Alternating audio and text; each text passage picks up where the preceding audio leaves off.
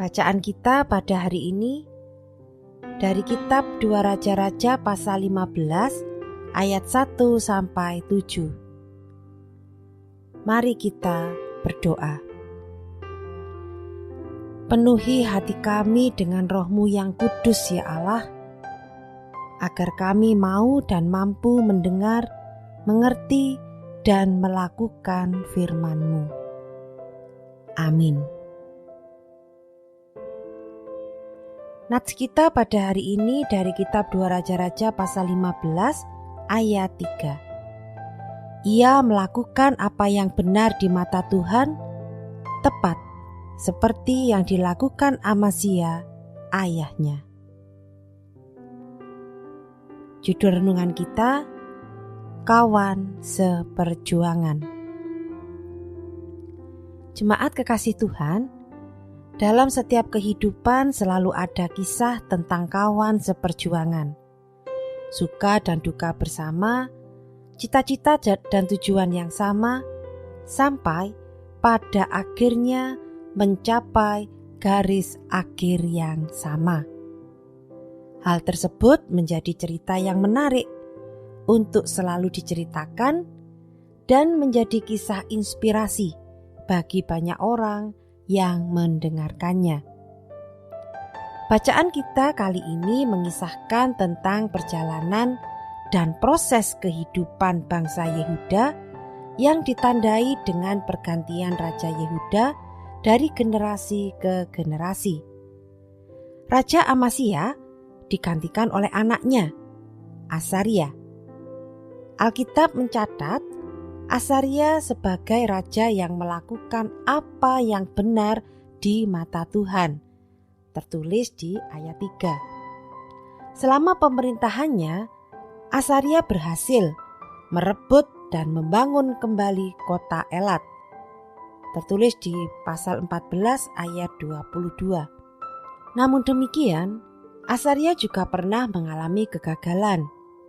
Dia gagal untuk memusnahkan tempat-tempat penyembahan berhala yang biasa dilakukan di bukit-bukit pengorbanan. Kegagalan Asaria dalam hal ini menyebabkan terjadinya terpecahnya kesatuan religius bangsa itu.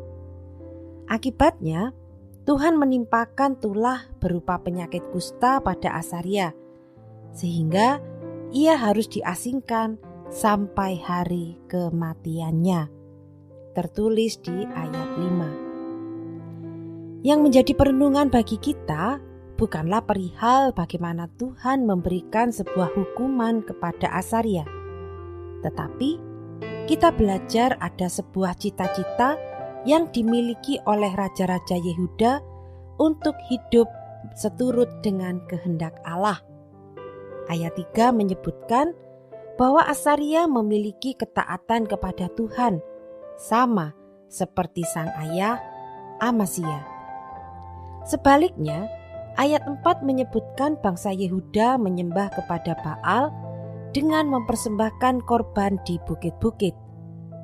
Ini menjadi misi yang tertunda di masa Asaria dan menjadi tugas bagi Yotam sampai dengan Ahaz untuk membawa bangsa Yehuda kembali menyembah hanya kepada Allah saja, meskipun semuanya mengalami kegagalan. Bapak, Ibu, dan Saudara, bukankah kita sebagai gereja juga memiliki misi dan visi yang sama serta jelas untuk menghadirkan kasih dan damai sejahtera Kristus di tengah kehidupan ini? Misi itu harus terus kita hidupi, menjawab setiap pergumulan yang ada, sesulit apapun, seberat apapun itu. Bersama sebagai bagian dari tubuh Kristus, mari kita melakukan tugas kita untuk terus menghadirkan kasih dan damai sejahtera Kristus itu di tengah dunia.